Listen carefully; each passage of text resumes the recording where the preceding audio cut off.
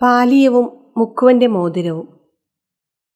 ആരാധന കാര്യങ്ങൾക്കായി ഉപയോഗിക്കുന്ന വസ്ത്രങ്ങളുടെ ഗണത്തിൽപ്പെടുന്ന ദൈവത്തിന്റെ ആട്ടിൻപറ്റത്തിന്റെ ഇടയൻ എന്ന ചിന്തയുണർത്തുന്ന പാലിയവും മുക്കുവന്റെ മോതിരവുമാണ് പാപ്പ ഔദ്യോഗികമായി സ്ഥാനമേറ്റെടുക്കുന്ന ചടങ്ങിൽ സ്ഥാനം പിടിച്ച രണ്ട് വസ്തുക്കൾ. വെളുത്ത ആട്ടിൻ രോമങ്ങൾ കൊണ്ടുണ്ടാക്കിയ ചെറിയൊരു വസ്ത്രമാണ് പാലിയം.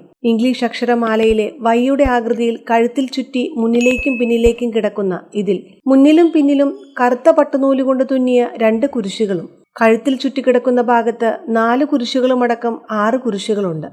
ക്രിസ്തുവിന്റെ കുരിശുമരണത്തെ അനുസ്മരിപ്പിക്കാനായി 3 ചെറിയ ആണികളും ഇതിന്മേലുണ്ട്.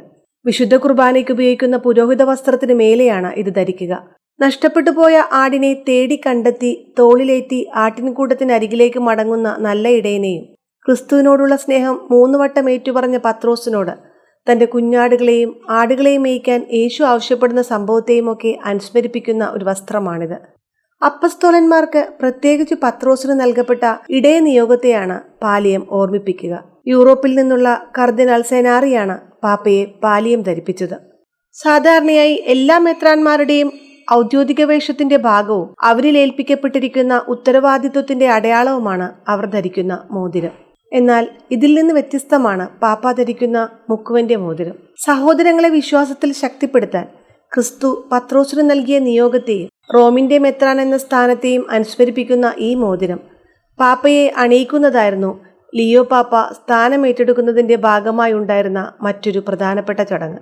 ആദ്യ ശിഷ്യന്മാരെ വിളിക്കുന്ന സംഭവത്തിന്റെ അവസരത്തിൽ ക്രിസ്തുവിന്റെ വാക്കുകളിലുള്ള വിശ്വാസമനുസരിച്ച് പത്രോസ് വലയിറക്കുകയും വല കീറുന്ന വിധത്തിൽ വളരെയേറെ മത്സ്യങ്ങളെ പിടിച്ചതും പത്രോസ് ഉദ്ധിതനായ ക്രിസ്തുവിന്റെ വാക്കുകളനുസരിച്ച് വലയിറക്കി അത്ഭുതകരമായ രീതിയിൽ മത്സ്യങ്ങളെ പിടിച്ച് അവന് മുന്നിലെത്തിച്ചതും അനുസ്മരിപ്പിക്കുന്നത് കൊണ്ടാണ് ഈ മോതിരത്തിന് മുക്കുവന്റെ മോതിരം എന്ന പേര് വന്നത്.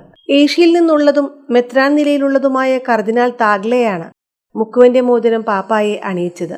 നീ ജീവിക്കുന്ന ദൈവത്തിന്റെ പുത്രനാകുന്നുവെന്ന് സാക്ഷ്യപ്പെടുത്തി പത്രോസാകുന്ന പാറമേൽ തന്റെ സഭയെ പണിതുയർത്തിയ ക്രിസ്തുവിനോട് പത്രോസിന്റെ പിൻഗാമിക്ക് മുക്കുവന്റെ മോതിരം നൽകണമേ എന്ന പ്രാർത്ഥന ഈ ചടങ്ങിന്റെ ഭാഗമായിരുന്നു. ക്രിസ്തുവിന്റെ ശിഷ്യന്മാരെ ശക്തവും എന്നാൽ സൗമ്യവുമായി കൂട്ടായ്മയുടെ ഐക്യത്തിൽ സംരക്ഷിക്കുന്നതിനായി പാപ്പയെ ശക്തിപ്പെടുത്തണമേ എന്ന പ്രാർത്ഥനയോടെയാണ് പാപ്പയ്ക്ക് മോതിരം നൽകുന്ന ചടങ്ങ് അവസാനിച്ചത്.